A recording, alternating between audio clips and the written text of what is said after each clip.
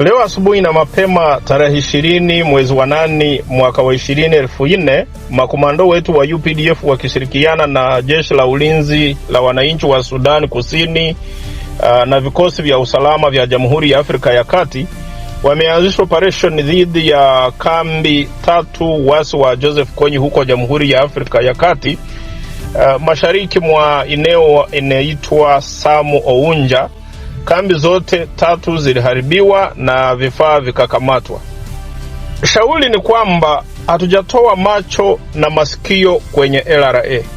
Mabaki ya LRA ambayo bado yanapata hifadhi katika Jamhuri ya Afrika ya Kati au kwingineko katika bara la Afrika yatawindwa, isipokuwa watajikabidhi kwa mamlaka kwa ajili ya usindikaji na ukarabati sahihi, wataendelea kuchukuliwa kama wahalifu.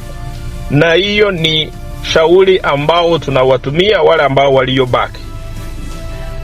Today morning on the 20th of August 2024, UPDF commandos in coordination with the South Sudan People's Defense Forces and Central African Republic Security Forces launched an operation against 3 camps of the remnants of Joseph Kony in Central African Republic.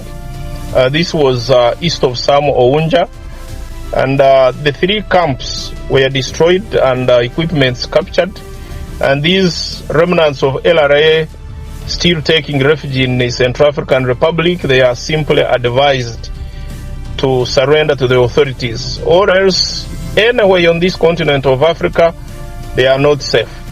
It is wise for them to hand themselves into the authorities for proper processing and rehabilitation, like we have done with other remnants. There is no shortcut. Kituufu waliwo enkambi ya Kony ebadde ekyasigadde yeno mu Central African Republic, ejje lyaffe erya komando nga likolera wamu n'ejje lya South Sudan n'erya Central African Republic. Bakubye enkambi zino amakya ga leero, era ne batamu abasajja ba LRA bana abadde bakyekukumye eyo n'okukwata ebyokulwanyisa babadde nabyo.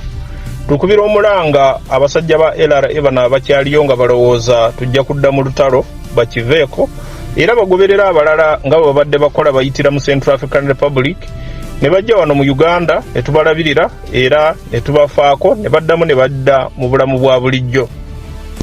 Twagala basuubiza nti kati tewakyali wano mu Afrika omulabe wenna oba omulabe yenna wasobola okwekweka ne tutamulaba nga tukolera wa mufenna nga kitole ne bannaffe okuva mu mawanga gatwetoolodde.